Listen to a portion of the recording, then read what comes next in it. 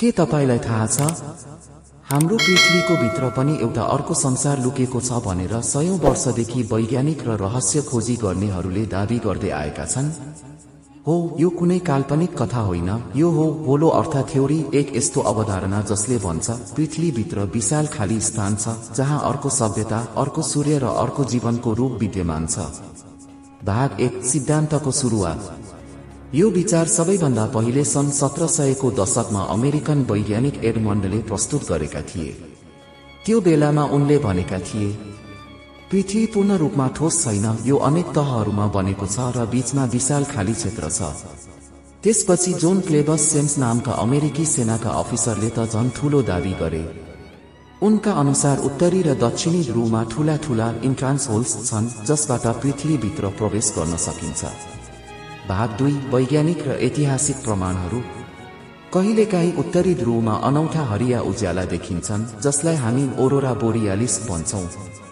तर होलो अर्थ समर्थकहरू भन्छन् त्यो उज्याला पृथ्वीको बाहिरी नभई भित्रको सानो सूर्यको प्रकाश हो जसको किरण ध्रुव हुँदै बाहिर निस्किन्छ।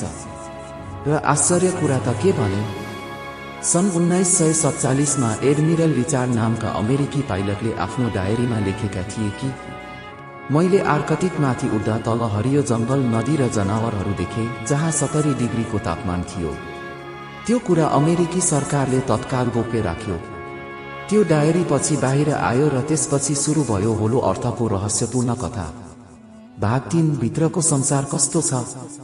यो सिद्धान्त अनुसार पृथ्वीको केन्द्रमा एउटा सानो सूर्य छ जसको उज्यालोले त्यहाँ जीवन सम्भव बनाउँछ। त्यहाँ विशाल भूमिहरू, सागर र मानव जस्तै तर भिन्न प्रजातिका प्राणीहरू बस्छन्। कसैले त भन्छन् उनीहरू अगार्था नामको सभ्यताका हुन्। यो सभ्यता हाम्रो भन्दा हजारौं वर्ष अगाडि अस्तित्वमा आएको थियो र उनीहरू शान्ति, ऊर्जा र उच्च चेतनाको संसारमा बास गर्छन्। भाग 4, धार्मिक र प्राचीन संकेतहरू। हाम्रो पुराणहरूमा पनि पाताल लोक, भूलोक र अगार्थको उल्लेख भेटिन्छ। गरुड पुराणदेखि लिएर महाभारतसम्म पृथ्वीभित्रका संसारहरू र त्यहाँ रहेका जीवहरूको कथा बारम्बार उल्लेख गरिएको छ। के यी कथाहरू केवल प्रतीक हुन् कि तिनीहरू वास्तवमै पृथ्वीभित्रको गहिरो सत्य संकेत गर्छन्?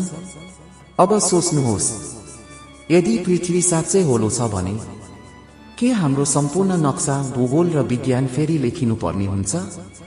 के हामी वास्तवमै पृथ्वीको बाहिर बसिरहेका छौं वा अर्को संसारका मानिसहरूले हामीलाई माथिबाट हेरिरहेका छन्? भाग 5, आधुनिक खोज र तथ्यहरू। हालका